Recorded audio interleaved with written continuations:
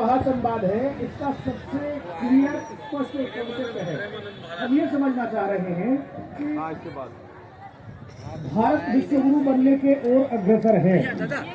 144 साल बाद आए इस महाकुंभ का कितना बड़ा असर आप देख पा रहे हैं, इसकी महत्वता बताइए कि भारत विश्वगुरु बनने के लिए कितना ज्यादा आगे बढ़ चुका है। पहले तो मैं हिंदी खबर के सभी एंकर और हमारे सभी का बहुत बहुत साधुवाद। इसका कारण ये है कि जब जब इस राष्ट्र में अध्यात्म की, सनातन की अगर कोई खुलके निडरता के साथ कोई बात करता है, चाहे वो राम जन्मभूमि पे आपने भी कंक्लूड किया था, उसमें भी था, और प्रयाग 144 वर्ष के बाद ऐसा योग बना। 144 मतलब 12 वर्ष में एक बार कुंभ लगता है, 12 गुना 12 कर दो तो 144 वर्ष हो गया। और ऐसे योग में आप खुद देख रहे हैं, संगम की पावन भूमि माँ गंगा की गोद पर हम और आप विराजमान हैं। आज आप जहां जहां नजर मारेंगे तो आप देख रहे हो कितने श्रद्धालु, प्रत्येक दिन का आंकड़ा भी देखा जाएगा तो मेरे हिसाब से 50 लाख से ऊपर ही होगा। क्योंकि संगम, लोग कहते हैं त्रिवेणी कुंभ में जाएंगे तो खो जाएंगे, लेकिन नहीं, माँ गंगा, यमुना, सरस्वती ये त्रिवेणी है, ये तो आपस में मिलाती है। ये सनातन संस्कृति भारत ही नहीं विश्व को संदेश देती है कि देखिए हम लोग सब एक हैं और एक ही रहेंगे। ये तो प्रयास हम सबका रहा कि हम लोग जात पात में बटे, लेकिन नहीं, हमारे जगतगुरु रामानंदाचार्य भगवान ने कहा जात पात पूछे नहीं कोई, हरि को भजे सो हरि का हो। जात पात पे बांटने का कार्य पॉलिटिशियन नहीं है। लेकिन अब आप इस संगम में देखिए, लाखों करोड़ों लोग हैं, क्या कोई दिख रहा है आपको? कोई ब्राह्मण है, कोई ठाकुर, कोई किसी के माथे पे लिखा है? नहीं, हम लोग माँ के लाल हैं। हम पावन संगम पर आए हैं, माँ के गोद में बैठने के लिए आए, स्नान करने के लिए आए हैं, साधना करने के लिए आए हैं। और भारत ही नहीं, विश्व का जिस प्रकार नेतृत्व भारत करता था, आज पुणे यहाँ के, अगर आपको वास्तविकता भारत का विभव देखना है तो कुंभ को देखिए, भारत की संस्कृति को देखना है तो कुंभ को देखिए, भारत के वैभव को देखना है तो संतों का दर्शन करिए। वास्तविकता भारत देश एक ऐसा देश है जहाँ से अध्यात्म की है, और उस धारा जितने देश पड़ते हैं सब उसमें डुबकी लगाते हैं, और यहाँ से कोई ना कोई एक संदेश लेकर हमारे कल्चर पे जाते हैं। डुबकी लगा रहे हैं, कुछ लोग हमसे कह रहे थे, हमने पूछा कि भैया क्या किसी लोग बता रहे हैं कि आप सरकार ने तो 50 करोड़ बताया है उस आयोजन में, 80 करोड़ से ज्यादा भी लोग आ सकते हैं, और दूसरे वाले कह रहे हैं कि आंकड़े फर्जी है, झूठे हैं। अब दूसरे वालों को तो समय नहीं है, क्योंकि उनको टोपी लगाने से फुर्सत नहीं होती। वो क्या जाने सनातन की संस्कृति को, वो क्या जाने सनातन के वैभव को, वो क्या जाने संत की परंपरा को। वास्तविकता उनको टोपी लगाने से फुर्सत नहीं है मेरे भाई। अगर उनको फुर्सत है तो जानते आध्यात्मिक चेतना उनके अंदर जागृत नहीं है, क्योंकि उनका अंदर जो है अंधकार हो गया है, उनके जीवन में अंधकार हो गया है। और मुझे लगता है जीवन के साथ साथ उनकी पार्टी में भी अंधकार आ गया है, क्योंकि ऐसी बात करना, मुझे लगता है, मुझे कहना भी नहीं चाहिए कि मुझे कोई देने में भी गड़बड़ लग सकता है। अरे आप अपनी संस्कृति को भूल रहे हो, अपनी धरोहर को भूल रहे हो। मेरे पर सवाल उठा रहे हैं, आप बताइए। सत्य सत्य, ये तो आइए ना, डुबकी लगाइए। आप ऐसा अपने धर्म को पहचान नहीं रहे, अपनी संस्कृति को नहीं पहचान रहे। कोई घटना दुर्घटना हो जाती है, उसमें सबसे पहले डीएनए की मांग करते हैं, करते हैं, डीएनए चेक कराना है। आपको सेम डीएनए चेक हो जाए तो पता चल जाए दूध पानी का पानी।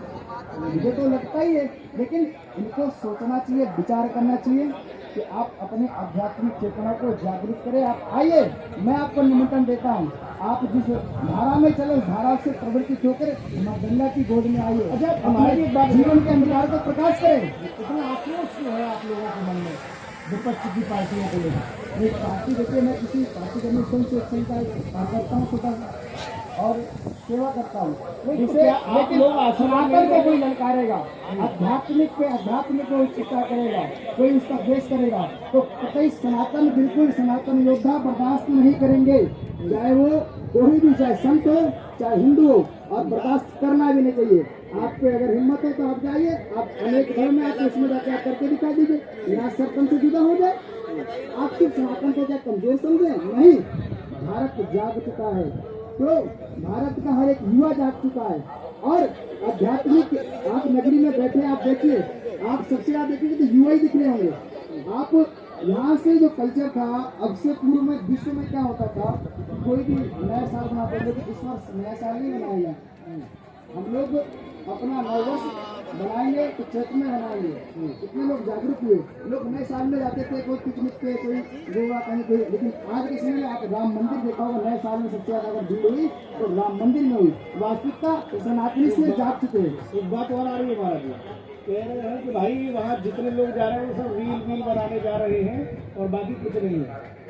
आप ही आ जाओ ना, आप किसी माध्यम से तो आओ, आपको रील लग रहा है, आपको सनातन संस्कृति से मतलब ही नहीं है। इसमें तो बागेश्वर धाम के जो पीछा है उन्होंने भी कहा कि भाई ये रील का समय नहीं, रियल में स्थिति क्या है उसको जानने का मसला है। वास्तविकता जो है ये रील नहीं है। आप देखिए कितने लोग नहीं आ रहे हैं रियल से, और ये रियल में ये डुबकी लगाने आए हैं, माँ की गोद में आए हैं, संतों का दर्शन करने आए हैं। संत दर्शन पाठक करे, संतों के दर्शन से पाप नाश हो जाता है। ऐसे यहाँ अनेक महापुरुष आए हैं, देश ही नहीं विश्व के कोने कोने से संतों का आगमन हुआ है। ये कुंभ है, ये वास्तविकता भारत का वैभव है, ये भारत की संस्कृति है। वास्तविकता अगर आपको गर्व से कहना चाहिए, अगर भारत का वैभव देखना है तो कुंभ में आइए, अपनी संस्कृति को अपने धरोहर मानिए और अपने परंपराओं का निर्वहन करिए। महाराज जी, आपकी आवाज जो करोड़ों दर्शक सुन रहे हैं हिंदी खबर के माध्यम से, क्योंकि तकनीकें बड़ी बढ़ चुकी हैं, थोड़ा सा इसको नीचे कर लेंगे तो और ज्यादा स्पष्ट जाएगी, प्रखर जाएगी, बहुत जोर से जा रही है आपकी आवाज, लोगों के कान फट रहे हैं, बताया जा रहा है। कुछ लोग अंधकार में जी रहे हैं, अनेक पार्टी के लोग, उनको प्रकाशित करना मेरा कार्य है। मैं धर्मगुरु हूँ,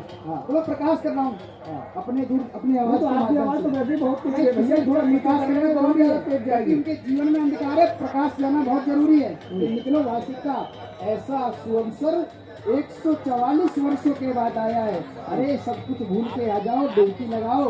माँ तो माँ होती है, माँ तो निर्मल माँ तो क्षमा कर देगी, लेकिन ये समय अगर चला गया तो आपके जीवन में कभी नहीं आ पाएगा। आप अपने पूर्वजों की परंपरा को नष्ट मत करिए, अपने आने वाली पीढ़ियों को लेकर आइए और माँ गंगा यमुना सती का दर्शन करिए, स्नान करिए, संतों का दर्शन करिए, अपने जीवन को पवित्र बनाइए, अपने जीवन को दिव्य बनाइए, भव्य बनाइए। माँ गंगा सबका कल्याण और भला करती है। धर्म संसद आयोजित होने वाली है, धर्म संसद आयोजित होने वाली है, उसमें क्या लग रहा है महाराज जी, इस बार क्या बड़ा एक अनुष्ठान दिया जाएगा जिसको जो संकल्प दिया है उसको पूर्ण करने के लिए तमाम मंडलेश्वर से लेकर और जो जगत गुरु है वो सब उसमें लगेंगे। क्या ऐसा महत्वपूर्ण कार्य होने वाला धर्म संसद पूर्व में नहीं, अनेक से काफी समय से आप देख रहे धर्म संसद चालू है, और धर्म संसद होना भी बहुत जरूरी है, क्योंकि समय समय पे जागृत करना, चेतना करना, जब जागृत रहेगा तो वास्तविकता अपने सनातन की संस्कृति को। महाराज जी मैं थोड़ा और इस बात में धर्म संसद में आवाज उठ रही है, ये कहा जा रहा है कि भाई जैसे वक्फ बोर्ड है वो हर जगह अपना बोर्ड गाड़ देता है, जाके कह देता है जहाँ हाथ रख दिया बोले हमारी संपत्ति है, ये नहीं चलेगा, ये भस्मासुर है, इसे भस्म करिए, सनातन बोर्ड लाइए। आज निश्चित सनातन बोर्ड बनना चाहिए और बनेगा। आज प्रयाग की भूमि पर धर्म संसद हो रहा है, तो दिल्ली भी दूर नहीं है, कल केंद्र में भी धर्म संसद होगा। जब ये सनातन, ये हिंदुओं का देश, यहाँ पर अगर धर्म आप वर्ग बोर्ड बना सकते हैं तो सनातन धर्म का बोर्ड क्यों नहीं बन सकता? निश्चित बनना चाहिए। ये हमारे धर्म का जो धन आता है, मंदिर मठ से दान आता है, उस दान से आप मस्जिदों में दान करते हैं, मस्जिदों में आप तनख्वाह देते हैं और अपने हर किसी अपनी जमीन को आप दावा कर देते हैं। नहीं, ये डबल इंजन की सरकार है, फिर समय क्यों लग रहा है? अब मोदी जी देखिए तीसरी बार प्रधानमंत्री बन गए, देखिए योगी जी दूसरी बार मुख्यमंत्री बन गए, 144 साल बाद आए लोग, जिसमें 50 करोड़ लोग आ रहे हैं यहाँ, और महाराज जी करोड़ों जो श्रद्धालु है वो इससे लाभान्वित होंगे। जब ये लोग घर जाएंगे, जल लेकर जाएंगे और तमाम सारे हर कोई जुड़ा हुआ है, ये माना जा रहा है। फिर समय क्यों लग रहा है? सरकार अपना कार्य कर रही है और हिंदू धर्म अपना कार्य कर रहे हैं। मुझे लगता है समय लगने वाला नहीं है, बहुत जल्दी सनातन बोर्ड का गठन होगा। निसंदेह पूरे भारत में सनातन बोर्ड बनेगा, गठन होगा। उसके बाद उस अपनी जो हमारी भूमि है, जहाँ जहाँ इन्होंने मस्जिद बनाई है, जहाँ जहाँ मंदिर थे, वो पुणे मंदिर को वापस लिया जाएगा, क्योंकि वो सनातन का वैभव है, सनातन की भूमि है। जिस भूमि पर कब्जा करके लाखों हेक्टेयर जमीनें हैं वक्फ बोर्ड के पास आप मस्जिद को तोड़ने की बात कर रहे हो, तो जमीन को ही पहले वो जमीन तो ली जाएगी लेकिन मस्जिद भी नहीं छोड़ी जाएगी। अरे मस्जिद भी ली जाएगी क्योंकि मस्जिद भी सनातन की भूमि पर ही है, हिंदू की भूमि पर ही है। आप अगर उनके पूर्वज खोजेंगे तो राम और सिया ही बोलेंगे। महाराज जी देखिए, फिर वही बात हो जाएगी कि आप लोग साधु संत होकर भी ऐसी बाणी बोल रहे हैं। नहीं सत्य, दूसरे संत नहीं, कर भी लग जाए। ये सत्य बात है। जितने भी मस्जिद बैठी है वो हिंदुओं की भूमि पर मस्जिद है। उनके आक्रमणकारों ने उस समय मंदिर को ध्वस्त करके मस्जिद बनाई। वास्तविकता वक्फ बोर्ड समाप्त होगा, नहीं तो सनातन बोर्ड तो बन ही रहा है, वो बनेगा, बनना भी चाहिए। सनातन बोर्ड बनने के बाद हम अपनी भूमि भी लेंगे और हर मस्जिद का सर्वे कराकर अपनी मंदिर को हम वापस लेंगे। अच्छा महाराज जी ये बताइए, मान लीजिए देखिए ताली बजा रहे हैं आप उसके लिए, आप वो कह रहे हैं कि हाँ महाराज जी ने आह्वान कर हिंदू जाग चुका है ना, इसलिए हिंदू जाग चुका है। आप किसी से पता कर लीजिए, तो अब तक हिंदू यही बोलेगा। अब तक सो रहा था क्या? सो रहा था, सरकारी ऐसी थी, क्यों सो रहा था? ये सरकारी ऐसी थी, तो आप लोगों का ऐसी थी, तो आप लोगों की जिम्मेदारी है जगाने की। भाई अभी चुप, भाई आप लोगों की जिम्मेदारी है, साधु संत महात्मा की जिम्मेदारी है। महाराज जी आप लोगों की जिम्मेदारी क्या? आप अपनी जिम्मेदारी को बखूबी नहीं निभा पा रहे थे, अब अचानक से कैसे सब जागने लगे? भाई उस समय भी बखूबी से निभा रहे थे, आज भी निभा रहे हैं। उस समय सरकार किसकी थी, आज सनातन की सरकार है।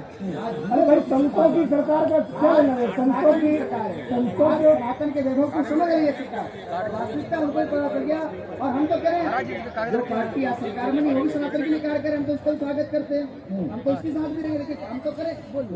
जिन लोगों ने राम जन्मभूमि ऐसे मंदिरों को तोड़वाया, उनसे हम क्या आशा कर सकते हैं?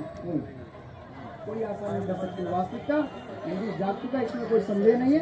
और समय समय पर हम अपना कार्य करते रहेंगे। अच्छा भैया ये महाराज जी कह रहे हैं हिंदू जाग चुका है, अगर ऐसा है तो कितने लोग समर्थन में हैं? जरा ताली बजा के बता दीजिए भैया।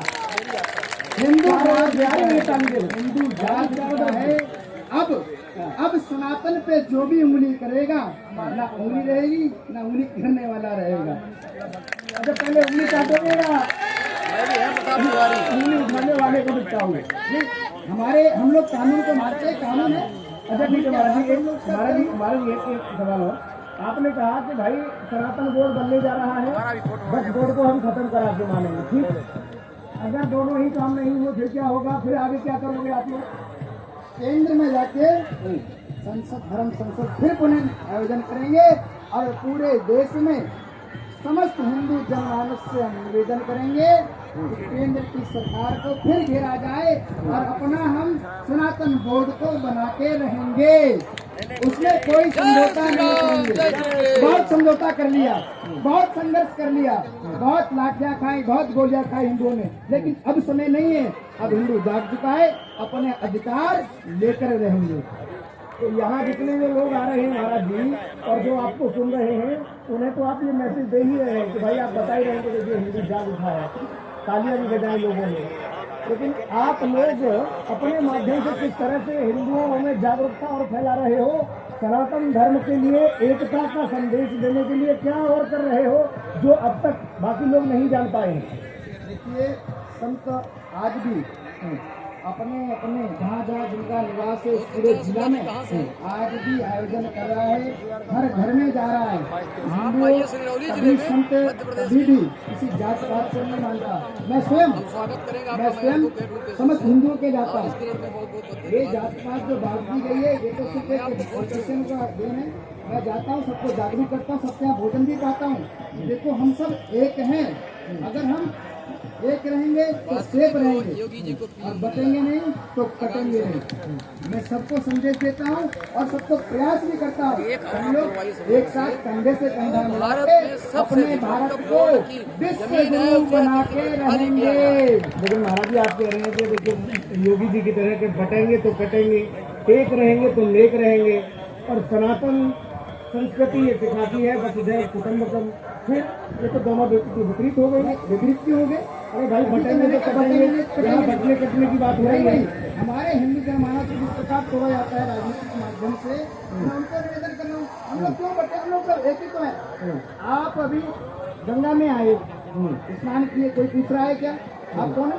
कोई जाति पूछ रहा है? कोई नहीं पूछ रहा है। आप रक्त हमारा ले लो, रक्त चाहे किसी जाति का ले लो, सब एक ही है। बस थोड़ा भ्रमित कर दिया गया था। कुछ कह रहे सरकार ऐसी थी, ये इन्होंने भ्रमित करके राजनीति के माध्यम से जन जन तक लोग एक महाराज जी लंबे संघर्ष के बाद रामलला की प्राण प्रतिष्ठा हुई, भव्य नव्य दिव्य मंदिर बना।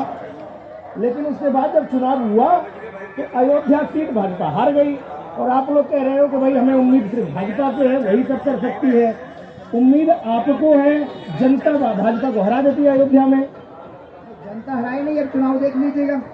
वो तो एक सीट दे दी बेचारे, क्योंकि राम का विरोध कर रहे थे ना। आओ, अभी अवसर दिया राम ने, देख लो, अभी भी समय है। आप आइए, राम के शरण में आइए, और शरण में आके आप सब लोग जात पात को छोड़ के अपनी मर्यादा को ना भूले और हिंदुत्व को ना भूले। राम की शरण में आओ, राम आप सबका कल्याण करें। महाराज जी जितना भी सुना होगा आपको कसम से, जितने लोग हैं विपक्ष के, उन सब आपको ढूंढेंगे इस कार्यक्रम के बाद। कहा है महाराज जी, इतना कड़वा बोल देते हो आप। सत्य बोल रहा हूँ मैं। हाँ, राम जी ने अवसर दिया है, मिलने आएंगे आपसे। अवसर दिया है राम जी ने, शरण में आ जाओ। समाजवादी पार्टी वाले मिलने भी आएंगे आपसे, आ जाओ। 10 सेकंड महाराज जी अपनी बात कंप्लीट करिए, आखिरी क्षण में जो आपको कहनी है जल्दी। मैं सभी से अनुरोध करूंगा, यहाँ पे सनातन धर्म बोर्ड के लिए बैठक है, इसमें आइए और हम सब लोग एक हैं, एक ही रहेंगे। हम लोगों को तो बांटा गया है, इस बटना नहीं है, क्योंकि ये राजनीति से दूर लेके हम लोग सनातन का कार्य करेंगे। सनातन एक ऐसे है, सनातन संस्कृति भारत का वैभव है। सनातन संस्कृति पूरा विश्व इसका निर्वहन करता है और भारत में उन्हें विश्व गुरु बनेगा। और ये सब लोग, आप और हम सब मिलकर एक रहेंगे, तभी कुछ हो पाएगा। महाराज जी आपने समय दिया, आप यहाँ आए कार्यक्रम के माध्यम से, आपने अपनी बात रखी, अपनी वाणी से तमाम लोगों का ध्यान अपनी ओर आकर्षित किया। बहुत बहुत धन्यवाद। आप सभी को बहुत बहुत साधुवाद। और ठाकुर जी से प्रार्थना करूंगा, हिंदी खबर चैनल दिन निरंतर आप खूब चौगुना आप लोग आगे बढ़ें और ये चैनल एक भारत ही नहीं पूरे विश्व नंबर 1 आए, मैं ऐसी कामना करूंगा। क्योंकि आप लोग सनातन की प्रखरता से बात को अपने मंच के माध्यम से रखते हैं और संतों को आमंत्रित करते हैं। जहाँ आप, ये मंच है आपके लिए, आप यहाँ से अपनी सनातन संस्कृति का प्रचार प्रसार वैभव अपना दिखा सकते हैं। आप सभी को बहुत बहुत साधुवाद। बहुत धन्यवाद महाराज जी, बहुत शुक्रिया।